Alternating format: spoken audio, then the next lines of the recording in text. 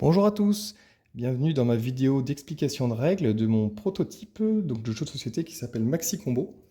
C'est un jeu qui peut se jouer de 2 à 4 joueurs destiné aux 8 ans et plus et qui dure environ 30 minutes. Alors le principe du jeu il est simple, il faut amasser des cartes en lançant des dés et avec ces cartes on essaie de faire des combinaisons de cartes un petit peu comme au poker et les meilleures combinaisons à la fin, donc ça fait un certain nombre de points et celui avec le plus grand nombre de points à la fin de la partie gagne. Comment ça fonctionne? Eh ben, on va regarder un petit peu le matériel déjà. On a un tapis de jeu, on a 10 dés, donc de 5 couleurs différentes. Les dés blancs pour les cartes spéciales qui sont ici, et on verra en détail exactement ce qu'elles permettent de faire. Ensuite, on a des bleus, des verts, des jaunes, des roses, parce que le tapis est réparti en 4 couleurs de dés. Et ensuite, on a les cartes classiques. On a 6 cartes numérotées de 1 à 6 dans chaque couleur. Donc là, on le voit, hein, par exemple, 1 à 6 rose. Et c'est exactement 6 fois 6 cartes. Donc 36 cartes par couleur. 6 1, 6 2, 6 3, 6 4, 6 5 et 6 6. Ensuite, on a 24 pièces d'or. Et on a ensuite un notebook pour pouvoir noter le score à la fin.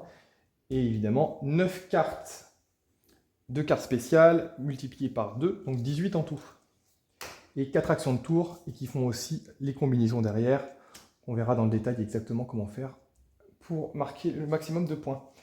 Et enfin, un petit jeton manche, un petit jeton tour pour les 3 manches et les 4 tours pendant la partie.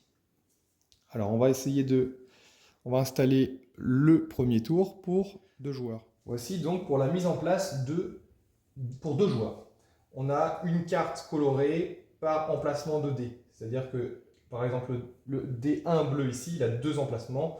On met une carte dans chaque emplacement. Bon, ça peut être là, ça n'a aucune importance. Alors, la petite paquette à 2 joueurs, donc en tout dans le jeu, il y a 24 pièces et on joue qu'avec 12 pièces en tout. Donc 8 pièces pour le croupier, qui est un joueur virtuel qui va simplement donner et récupérer des pièces. Et chaque joueur aura en sa possession en début de partie 2 pièces. Alors, évidemment, les cartes, les petites et les classiques et les cartes de pouvoir, on les met sur le côté. Ensuite, pour 3 joueurs, donc pour 3 joueurs, on a maintenant 18 pièces. Pareil, 2 pièces par joueur, ces 3 joueurs-là. Et ici, il va nous rester 12 pièces. Ensuite, la différence, c'est que sur le plateau, au lieu d'avoir une carte par emplacement de dés, on en a 2 sur la première, ensuite 1. Et on alterne 2, 1, 2, 1, 2, 1, 1, 2, 1, 2, 1, 2. Et on a 9 cartes par ligne. Voilà pour le début pour 3 joueurs. Ensuite, pour 4 joueurs, 2 pièces par joueur pour 4 joueurs. Et il reste 16 pièces en banque. Donc on a bien les 24 pièces. Et cette fois-ci, on remplit tous les emplacements sur le tapis de jeu. Donc on a 2 cartes par emplacement. Et voilà, là on a, évidemment j'ai oublié de préciser, mais on mélange toutes les cartes avant de distribuer, avant de commencer. Et les cartes classiques, celles-ci, et les cartes spéciales. Ici évidemment on les mélange et on met complètement aléatoirement sur le tapis les cartes. Comment ça se passe pour un tour de jeu? Alors en premier, les 4 joueurs lancent un dé, le plus grand commence. Bon, voilà, on va dire que c'est le joueur ici qui commence, qui a fait le plus grand. Ensuite, on tourne dans le sens des aiguilles d'une montre. On se met en manche 1, premier tour. Voilà. Et maintenant, pour chaque tour, le premier joueur commence, il y a 8 dés au milieu. On peut choisir 3 dés parmi les 8. Donc par exemple, j'ai envie de faire des combinaisons. Donc pour les combinaisons, ce qui marche le mieux, c'est d'avoir 6 fois, ce qui fait la plus grande combinaison, c'est 6 fois la même carte. Donc 6 fois par exemple le 6 rose. Après il y a évidemment des suites où on peut faire des points, qu'on verra pour les combinaisons, et les cartes de même numéro mais de couleurs différentes, comme 3 bleus, 3 verts, 3 jaunes et 3 roses, qui fait aussi pas mal de points. Donc là je vais prendre mes dés, 2 dés roses et un dé vert. Voilà, les autres je ne joue pas avec. Je lance les dés. Et la première chose que je veux faire, c'est donc j'ai le 6 rose, le 4 rose et le 2 vert. Et donc il faut que je défausse un dé qui ne me plaît pas sur les 3. On est obligé de commencer par là. Je vais donc défausser ce dé là. Et je vais jouer un dé après l'autre. Donc pour le premier dé, on a 4 actions. Soit je récupère directement une de ces deux cartes-là. Donc là, c'est ce que j'aurais fait. J'aurais très certainement pris le 6 rose ici. Et soit on peut dépenser une pièce d'or pour déplacer le dé de 1. C'est-à-dire que je peux donner une pièce à croupier pour, au lieu que ce soit un 6, et ben ça sera un 5 rose. Également, c'est possible d'aller au 1. C'est-à-dire que du 6, on peut passer au 1 avec une pièce. On peut aussi dépenser plus de pièces que ça. Hein. Si on veut dépenser 2 pièces pour aller là, c'est possible, mais il faudra dépenser 2 pièces.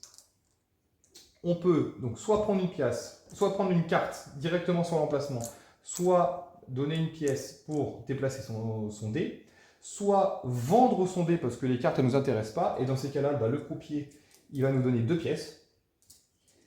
S'il n'y a plus de pièces, on ne peut plus en récupérer. Ou s'il n'en reste qu'une seule de la banque, du croupier, et ben on va en récupérer qu'une seule. Donc c'est pour ça que c'est important aussi de jouer avec un certain nombre de pièces. La dernière action, c'est d'utiliser son dé plus 5 pièces. Donc si imaginons que j'ai 5 pièces, je peux très bien dire, voilà, moi je ne veux pas prendre une de ces cartes-là, j'utilise mon dé plus 5 pièces pour lancer les dés spéciaux. Et avec ces 2 dés spéciaux, ça permet de récupérer une de ces cartes, spéciales. Donc imaginons, j'ai 5 pièces dans le moment dans la partie, j'utilise mon dé, j'ai un 3 et un 2, j'ai le droit de choisir entre ces deux-là. Pareil, s'il me reste encore des pièces, après les 5 pièces, imaginons qu'il me reste encore une pièce, et que je veux ni celle-là, par exemple je veux celle-là, et bien donc je dois en défausser un sur les deux, je vais défausser celui-ci, et au lieu de prendre la carte directement, je peux redépenser une pièce pour aller chercher cette carte-là, avec un 4. Voilà pour les différents tours de jeu. Donc on va en faire un. Au début, on en a 2. Et dans ces cas-là, j'aurais tout simplement pris le 6 rose ici pour ce dé, et j'aurais pris le 6 jaune pour celui-là. Parce que je sais que dans les combinaisons, c'est assez intéressant d'avoir des séries de 6 pour les maximums de combinaisons. Ensuite, c'est au deuxième joueur, à lui de choisir 3 dés parmi les 8. Il fait son tour, et une fois qu'on a fait les 4 joueurs ont joué, on déplace le jeton tour, etc. Et au bout de 4 tours, on enlève, une fois que les 4 tours ont été complètement terminés, on enlève toutes les cartes du jeu, on les met dans la défausse, et on va redistribuer de nouveau des nouvelles cartes pour la manche numéro 2. Ensuite, on mettra de manche 1 à manche 2. On va remettre toutes ces cartes-ci.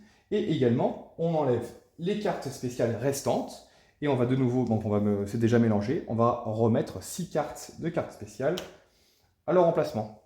Voilà. Et donc maintenant, pour pouvoir, une fois que les 3 manches ont été accomplies et les 4 tours ont été terminés, on va procéder au comptage des points. Donc ça va être par rapport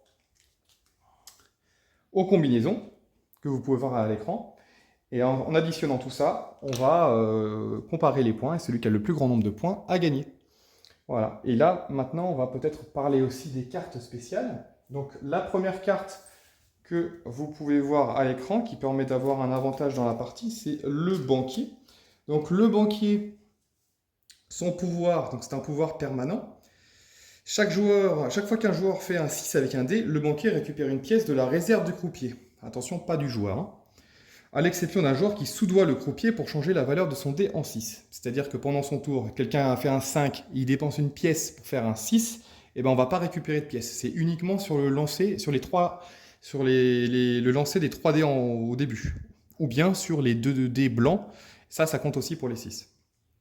On a le deuxième, donc le tricheur. Le tricheur, c'est un pouvoir permanent également, ça permet de relancer 1, 2 ou 3 dés à chaque tour.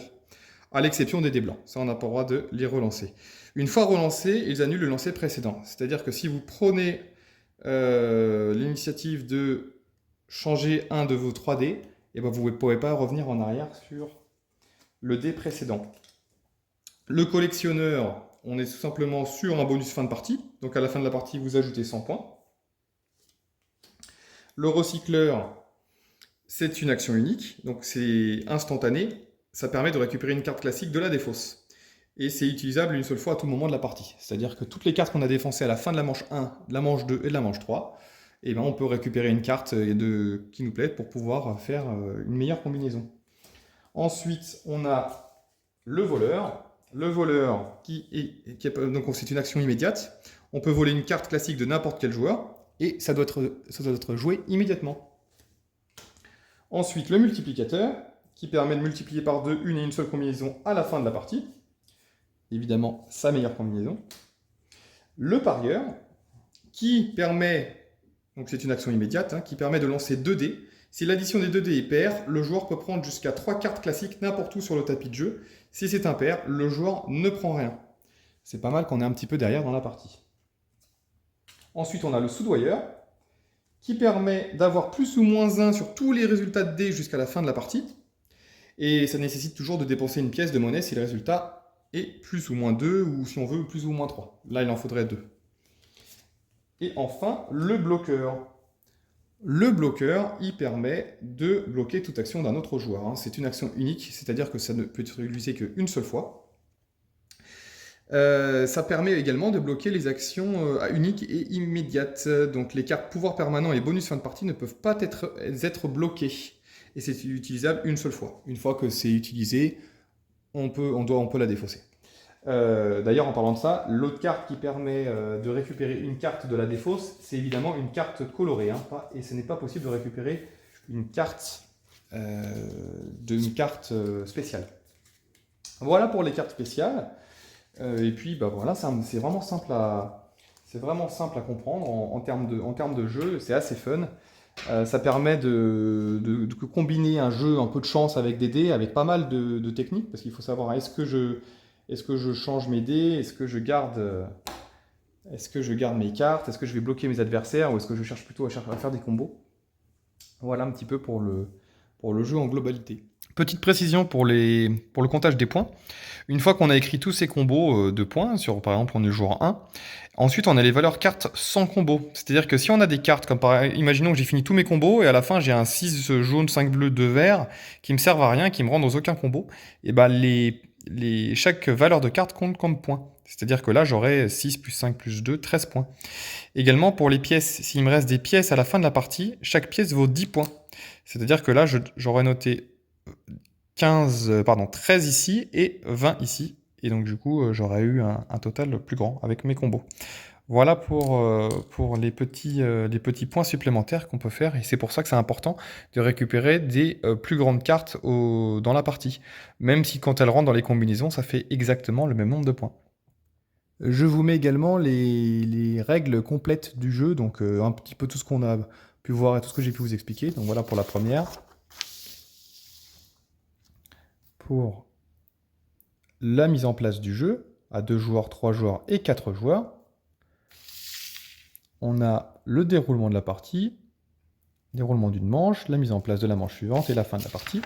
Et enfin, le comptage des points, avec les différentes combinaisons possibles, et la liste des 18 cartes de pouvoir et les différentes actions. Voilà pour le détail. Donc là, on a 5 cartes avec action immédiate et pouvoir permanent, les actions uniques, et ensuite les bonus fin de partie.